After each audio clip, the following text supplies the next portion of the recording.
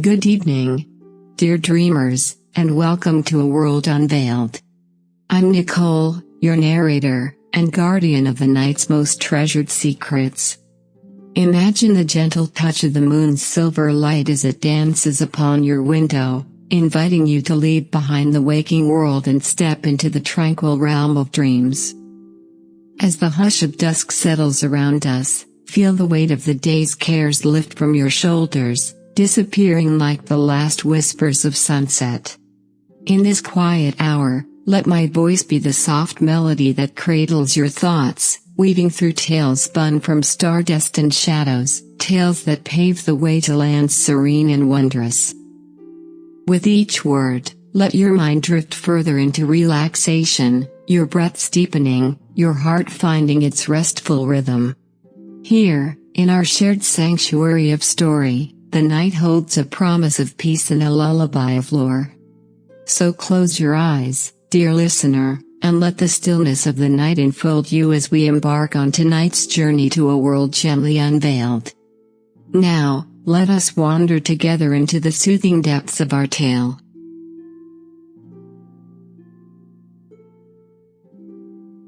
Echoes beneath the subconscious sky. Chapter 1, Metropolis Lullaby. In the sprawling canvas of Tokyo after dusk, where every light whispered its own nocturne, Kei found himself adrift in the symphony of the city's subdued tumult. The night was a metropolis lullaby, an orchestra of hushed traffic and the distant laughter of the wind entwined with the leaves. The world seemed to breathe in a rhythm meant for contemplation, for seekers and poets to eavesdrop on the city's secrets. On the edge of a cobblestone path that led away from the rhythm of the waking world, Kei paused. A cat, with fur that shimmered with the sheen of the night sky and eyes that held the burnish of twilight, sat serenely amidst the urban sprawl. Its gaze held Kei's eyes, unblinking, and in its stare, there was an invitation, a silent summoning to a place untouched by the clamor of the day. The cat meowed, a sound that seemed to carry with it the wisdom of centuries, the allure of the unknown. It was not a demand, but an offer, one that Kei felt compelled to accept. He followed, his steps synchronized with the creature's silent padding, as they traversed through alleys draped in shadow, past buildings that held the breath of stories untold. They arrived at a door, nondescript to the uninitiated, its presence betrayed only by the soft crooning of a saxophone that seeped through its cracks. The cat vanished as if it were a spirit of the threshold, leaving Kei to push open the door. Inside, he discovered a jazz club that thrummed with the pulse of life, its patrons ensconced in the embrace of melodies that seemed to understand the language of the soul. As Kei stepped over the threshold, the ambience of the jazz club enveloped him like a warm shroud. The air was thick with tunes that wove through the smoky haze, a tapestry of sound that the outside world could not fathom. This was a sanctum for the nocturnals, the dreamers, each patron a shadow swaying to the rhythm of an otherworldly orchestra. The musicians were silhouetted against a backdrop of crimson and amber, their instruments extensions of their very essence. The club was a capsule of time, a refuge from the relentless march of seconds and hours. Here, the past and future melded into a single note held in the hands of the present. Kei felt the weight of his own story dissolve into the collective narrative of the room. A pianist's fingers danced across ivory keys, a bassist plucked strings with the finesse of a weaver, and the saxophonist blew life into brass as if channeling the breath of the universe itself. Kei found a seat at the bar, the wood polished by the years and the hands that had clung to it, seeking solace or celebration. The bartender, a man with a face etched by tales untold, poured a glass of amber liquid that caught the light and set it aflame. "What brings you to our little escape?" he asked, his voice a low hum that matched the tempo of the bass. "I was guided by a cat," Kei replied, the absurdity of the truth hanging between them like a suspended cord. "Ah, The bartender smiled. "You were summoned by the prophet then. She brings us those who seek the stories beneath the surface, the echoes of the subconscious." Kay sipped his drink, the warmth spreading through him, as he turned his attention back to the ensemble. Each musician was a storyteller, their song a chapter that resonated within the walls and within the hearts of those who listened. The music was a language that needed no translation, a conversation that spoke directly to the soul. And so, amid the nocturnes and arias, Caius' evening unwound. The world outside, with its linear demands, faded into the distance, leaving only the present, a present that the jazz club cradled in its timeless embrace. The club's patrons were as varied as the notes that danced through the air, each one a solitary island in the archipelago of the night. Kay watched as a woman with silver-threaded hair whispered her secrets into the ear of a young man whose eyes were pools of unshed tears. At a corner table, an old man's laughter mingled with the clink of ice in his glass, the sound like a percussive addition to the melody of the room.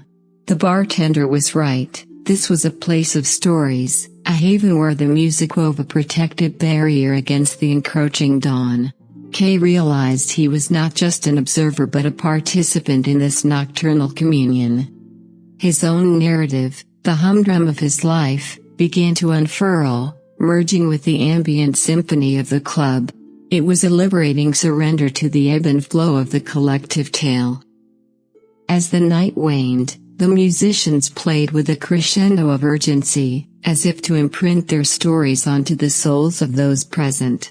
Kay felt the saxophone's blues seep into his veins, the piano's melancholy resonate with his bones, and the subtle thrum of the bass echo the beating of his heart. When the final note quivered in the air and silence descended upon the club, it was not an ending but an affirmation. The patrons, their eyes gleaming with the reflection of shared experiences, began to fade away, leaving Kay in the company of the bartender and the lingering spirits of countless stories. "You've been touched by the music," the bartender said, as he wiped down the counter. "The stories here, they don't just fade with the morning light. They become a part of you, a rhythm in your step, a melody in your thoughts." Kay nodded, his mind a whirlpool of emotions and images. As he stood to leave, the bartender handed him a card. "For when the city's lullaby calls to you again," he said with a knowing smile. Stepping out into the first light of dawn, Kay felt changed. The city that greeted him was the same, yet he viewed it through a different lens, one that painted even the mundane with hues of wonder and possibility. The cat was nowhere to be seen, but its purpose had been fulfilled. Kay had found the metropolis lullaby, and its echoes would reverberate within him, beneath the subconscious sky, forevermore. Chapter 2, The Prophetic Felines Overture. The next night, as the twilight melted into the deeper blue of the evening, Kay found himself drawn back to the cobblestone path, as if by an invisible thread. The air held a charged expectancy, and the city's sounds seemed to hush in anticipation. It was here, under the pale gaze of the moon, that the cat with eyes like twilight reappeared, its silhouette cutting a sharp contrast against the glowing windows of the apartments above. "Back so soon?" the cat seemed to say, its tail flicking with a rhythm that spoke of ancient knowledge. This time, Kay was not surprised by its presence, rather, he felt a kinship with the creature that had shown him a world beyond his own. Following the cat's lead, Kay was taken not to the jazz club, but to an old bookstore nestled in the heart of the city, a relic seemingly forgotten by time. The sign above the door was faded, the name of the establishment lost to the years. The windows were stacked high with books, their spines a mosaic of colors and letters. Inside, the air was dense with the scent of paper and ink, a perfume that spoke of worlds contained within bound pages. The aisles were a labyrinth, the shelves reaching up to the ceiling, a library of fable in the heart of Tokyo. The cat slipped away once more, leaving Kay to wander the maze alone. He passed by volumes of forgotten poets, treatises by philosophers whose names echoed through history, novels that had stirred the souls of generations. Each book was a portal, a gateway to another life, another story. Kai's fingers trailed along the leather and cloth, the textural language that whispered secrets to those who would listen. At the heart of the store, Kay found an open space where an old gramophone sat on a table, its horn of flower blooming with silent music. Beside it, an armchair invited him to sit, and on a small table next to it, a book lay open, the pages blank. Kay approached the armchair and the book with a mix of reverence and curiosity. The blank pages beckoned him, a canvas awaiting the touch of an artist to bring forth color and life. As he settled into the chair, the gramophone began to play a soft, haunting melody, a prelude that seemed to echo the rhythm of Kai's own heartbeat. The music filled the space, a gentle yet insistent call that seemed to animate the very air. It was then that the pages of the book began to stir. Words materialized upon the blankness, ink flowing like a stream of consciousness, narrating a story yet untold. Kay watched, mesmerized, as the tale unfolded before him, written by an invisible hand guided by the cadence of the unseen record. The story was a tapestry woven from the threads of many lives, intersecting and diverging in a dance choreographed by fate. It spoke of a traveler who walked between worlds, a woman who wove dreams into reality, and a poet whose verses could summon the rain. The characters were as vivid as any Kay had met in the jazz club, their joys and sorrows as palpable as the book in his hands. As the last note from the gramophone faded into silence, Kay found that the book's story had reached an end as well. The final words on the page read, "And thus, the traveler, dream weaver, and poet found their stories entwined, each a reflection of the other, a mirror of the soul." Kay sat back, the echoes of the tale lingering in his mind. The bookstore was silent once more, save for the soft shuffle of pages as a draft meandered through the aisles. It was a silence that was full, resonant with the stories that breathed life into the stillness of the room. With the tale complete and the gramophone silent, Kay rose from the armchair, the fabric of the story woven into his consciousness. The bookstore seemed to watch him, its aisles an archive of human thought and fantasy. Kay felt a connection to the travelers of the tales, their journeys resonating with his own quest for meaning amidst the ephemeral nature of life. He navigated back through the labyrinth of shelves, each turn revealing more literary treasures, a constellation of knowledge and imagination. The stories called out to him, voices from different times and places converging in the quiet of the bookstore. It was as if the narratives themselves were alive, whispering to be read, to be part of the world once again. As Kay emerged from the bookstore, the first light of dawn caressed the horizon, painting the sky with strokes of pink and orange. The city stirred, its rhythm beginning anew, but the echoes of the night's adventures lingered in Kai's mind. He knew that the cat, the jazz club, and now the bookstore with its prophetic tome were all signposts on his journey, a journey not just through Tokyo, but through the layers of his own soul. He walked the waking streets, the story from the book etched in his memory, a private narrative that was his alone to cherish. The cat did not reappear that morning, but Kay felt its presence, a guide that had set him on a path of discovery, showing him the stories that lay hidden beneath the surface of the world. The feline's overture had opened a door to understanding the interconnectedness of stories and lives. Kay was no longer just a passive recipient of tales, he had become a part of the narrative tapestry, a thread woven into the grand design. Chapter 3, Nocturnes of a Hidden Jazz Ensemble. The city of Tokyo was once again wrapped in the velvet cloak of night when Kei felt the irresistible pull of the unknown guiding his footsteps. This time, he ventured beyond the familiar streets, past the whispering alleyways, to where the urban sprawl gave way to an old, ivy-clad building that seemed untouched by the passage of time. A faint melody beckoned him forward, a nocturne that swelled from the depths of the building.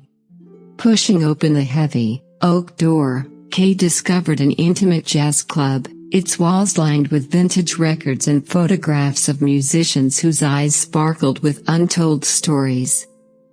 The ensemble was a quartet, each member absorbed in the communion of their art. The pianist caressed the keys with a lover's touch, the drummer's brushes teased the skins with rhythmic whispers, the bassist's fingers glided along the strings, and the saxophonist's breath transformed into a soulful wail that spoke of longing and lost time. Kei took a seat at a table cloaked in shadows, the dim light from the stage casting the musicians in an ethereal glow. The audience was sparse, each individual a solitary silhouette, their attention rapt upon the stage, where the musicians played as if the world beyond the notes did not exist. The music was a dialogue, a conversation between the instruments that transcended words. It spoke of heartache and hope, of loneliness and companionship, of the human condition in all its complexity. Kei felt himself drawn into the narrative of the music, each note a sentence, each melody a chapter in the story of the night. As the quartet delved deeper into their nocturne, the music seemed to seep into the very foundations of the club. The walls, adorned with relics of a bygone era, resonated with the vibrations, each photograph and record joining in the chorus. The music was not just being played, it was being relived, each note a revival of moments long past. In the flickering candlelight, the faces of the audience were rapt, their expressions reflecting the ebb and flow of the melodies. Kei, too, found his emotions swaying with the harmonies, the rhythm section anchoring him as the saxophone's plaintive cry told of sorrowful farewells, and the piano's gentle cascade offered solace. Between sets, as the room settled into a comfortable lull, the ensemble's members shared tales of the club's history. The pianist spoke of a love affair that had inspired an entire album, the drummer reminisced about a legendary jam session that lasted until dawn, the bassist mused over the countless artists who had found refuge in this secluded spot, and the saxophonist whispered of a muse who visited only in the silence between songs. These stories wove themselves into the fabric of the club, each anecdote a thread in the tapestry that enveloped Kei. He was no longer merely a spectator but a keeper of the club's legacy, a witness to the lifeblood of jazz that pulsed through the room. As the night progressed, the music grew more intimate, the audience and the musicians merging into a single entity. The boundaries between performer and listener blurred until it was unclear where one ended and the other began. The club became a vessel for shared human experience, floating on the sea of night, adrift on the currents of jazz. In the embrace of the hidden jazz club, the final set began with a soft, almost hesitant piano intro, as if the notes themselves were searching for direction.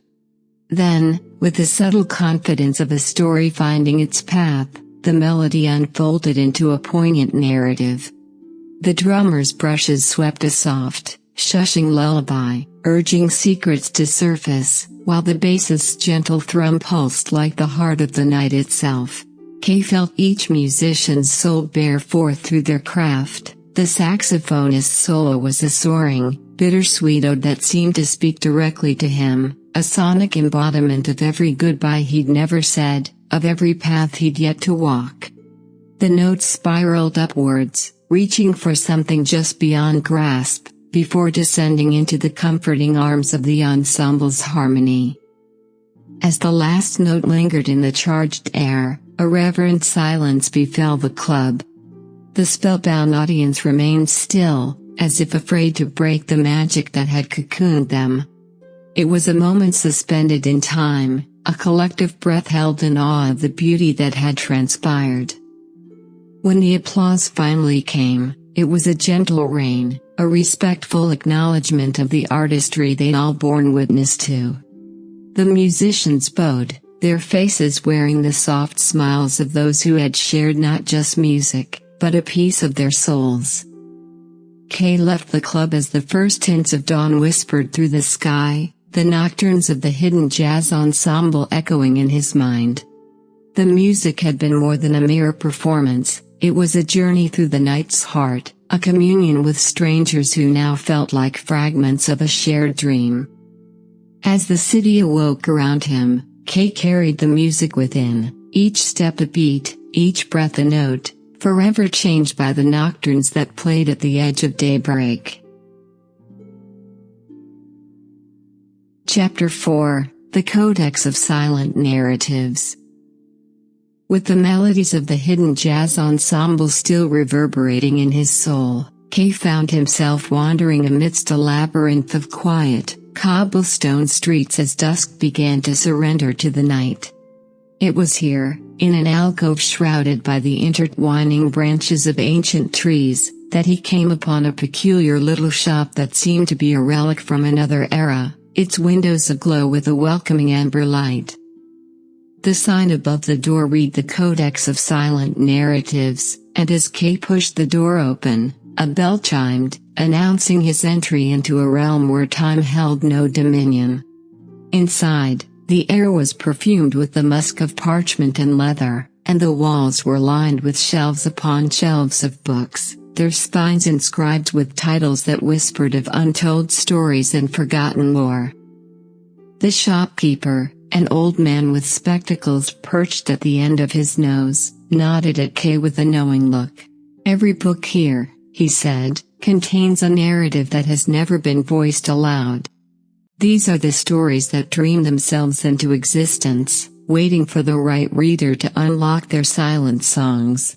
Kay was drawn to a tome bound in dark leather, its cover unadorned save for the faint outline of a lock that seemed to pulse under his touch.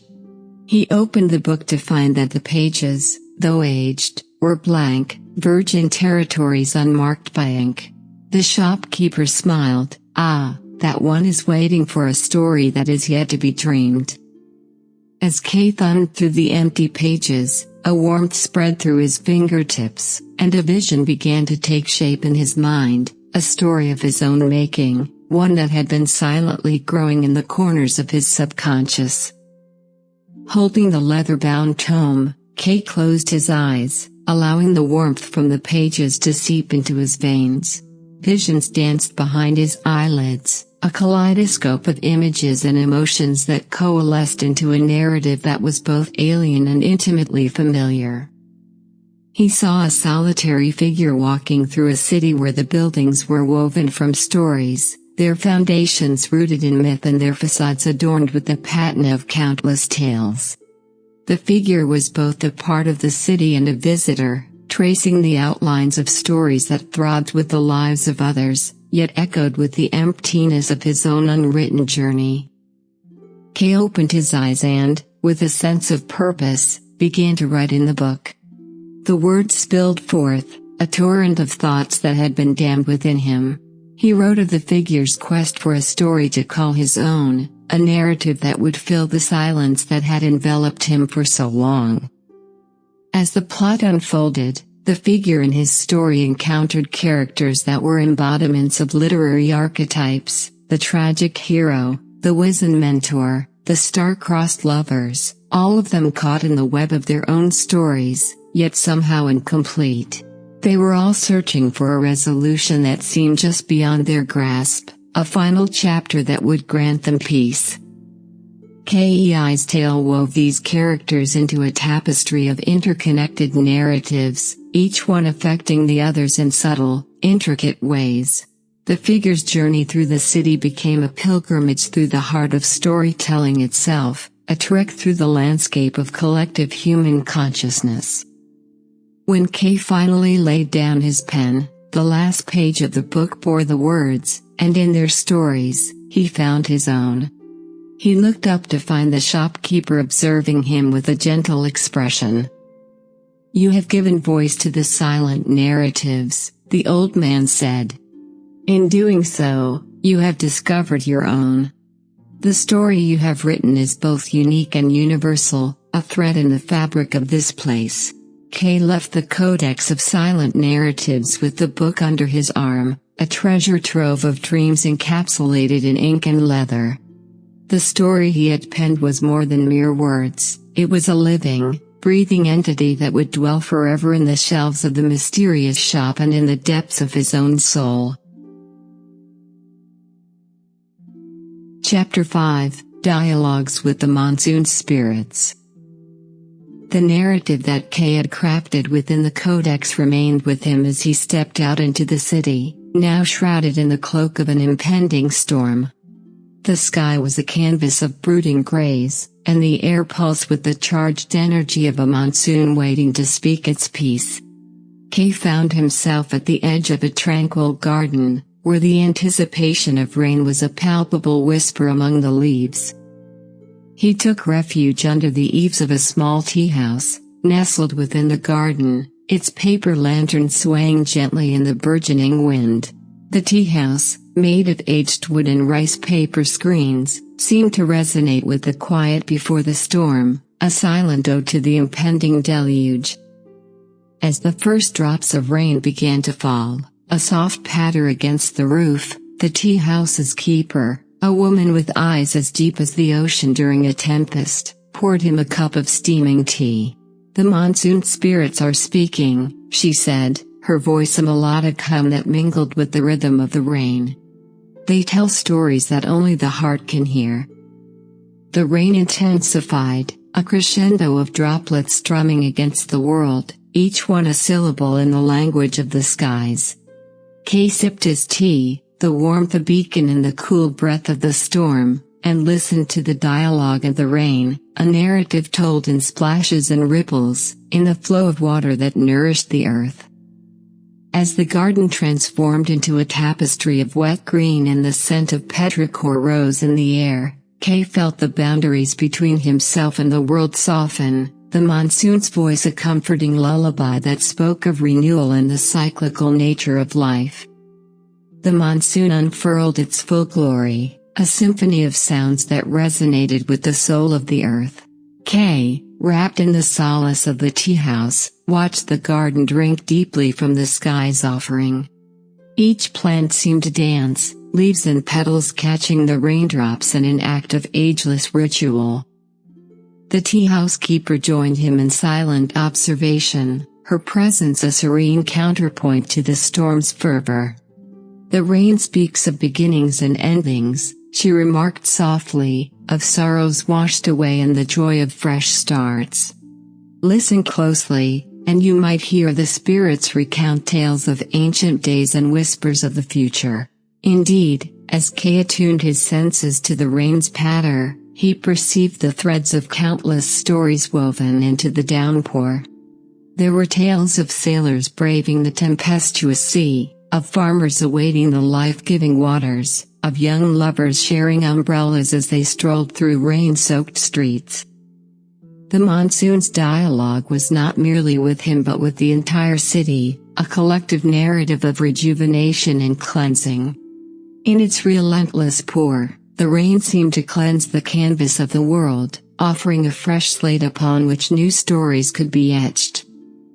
As the storm passed, leaving in its wake a world that shimmered with the sheen of renewal, Kay felt a profound connection to the cycle of nature.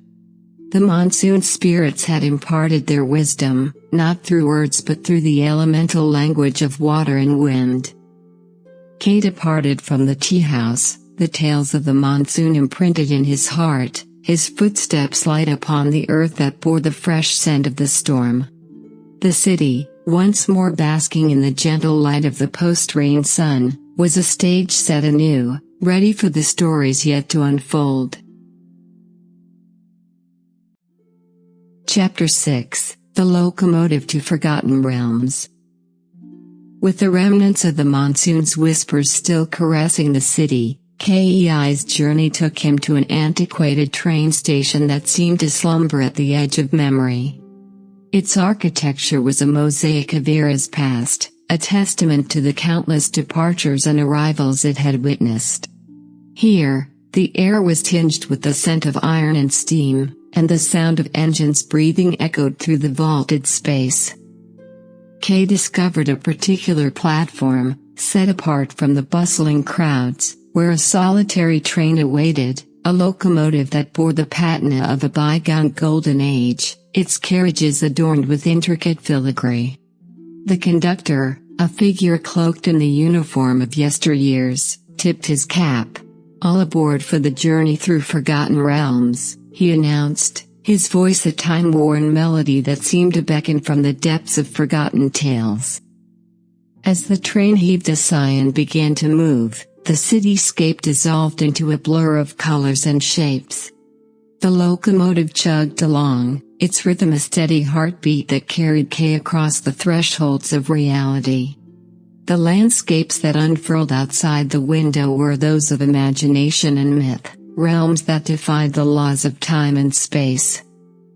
Through the misty veil of the locomotive's steam, Kay saw mountains that whispered secrets to the stars, valleys where the flowers sang in chorus with the dawn, and rivers that flowed with the luminescence of liquid moonlight. Each vista was a chapter from a storybook that the world had long ceased to read. The passengers who shared Caius' carriage were travelers of the extraordinary, seekers of the wonders that lay hidden in the folds of the mundane. They exchanged stories of the realms they'd visited, of the marvels they'd witnessed, each tale a strand in the tapestry of the locomotive's journey. The train wove its way through the fabric of the night, stitching together a quilt of stars and shadows. Kay felt as though he was traveling through the very essence of story itself, each turn of the wheels a turn of the page in an epic narrative. The other passengers spoke in hushed tones, respectful of the sanctity of their shared pilgrimage through the forgotten realms. Outside, the landscapes grew more surreal, more vibrant. They passed through a forest where the trees bore leaves of silver that tinkled like bells in the wind, creating a melody that spoke of ancient enchantments. A river ran alongside the tracks, its waters a cascade of liquid sapphire, teeming with fish that glowed like submerged stars. In a clearing within the silver forest, the train slowed to allow passengers to witness a congregation of ethereal creatures, beings of light and mist that danced in a circle, their movements a graceful ballet that bent the air around them. Their silent dance was a ritual older than the trees, a sight that left the onlookers breathless with wonder. As the train resumed its journey, Kay conversed with a woman who wore the remnants of twilight in her hair. She spoke of a city she had visited where the inhabitants communicated not with words but with colors, painting their thoughts and emotions into the air to form a vibrant tapestry of interaction. The tales shared in the carriage were as varied as the realms they traversed, each one a testament to the infinite potential of imagination. Kay felt a sense of kinship with his fellow travelers, a band of explorers united by their desire to witness the wonders that lay just beyond the borders of the known. The locomotive, now a whisper of sound and motion, approached what seemed to be the edge of the universe. The realms it traversed grew more ethereal, the landscapes now paintings of motion and emotion, rather than mere physical places. Kay and his companions leaned closer to the windows, gazing out at a sea of clouds that shimmered with the light of a setting sun that never fully dipped below the horizon. The conductor's voice, tinged with a hint of reverence, broke the silence. "We are nearing the terminus, the realm of final stories, where all narratives converge and diverge in an eternal dance." His words hung in the carriage like a sacred decree, and an anticipatory hush fell over the passengers. As the train eased into the final station, the sight that greeted them was a city suspended in the twilight sky, its buildings and towers aglow with a warm, golden radiance. It was a place that defied description, a metropolis wrought from the very essence of story, its citizens the characters of 1,000 tales, living out their lives in a place where endings were just beginnings in disguise. The passengers disembarked, stepping onto a platform that seemed to float within the clouds. Here, in the heart of the story realm, every step, every breath was a sentence, every movement a story waiting to be told. Kay felt an overwhelming sense of belonging, as if he had finally found the place where his own narrative had been leading him all along. The woman with twilight in her hair took Caius' hand, and together they stepped into the city of stories. Here, the tales of the passengers from the train would weave into the larger narrative, each adding their voice to the chorus of the city's eternal tale. As the train pulled away from the station, Kay knew that his journey through the forgotten realms would forever be etched in his soul, a journey not just across distances, but through the very fabric of story and dream, a pilgrimage through the boundless landscapes of imagination.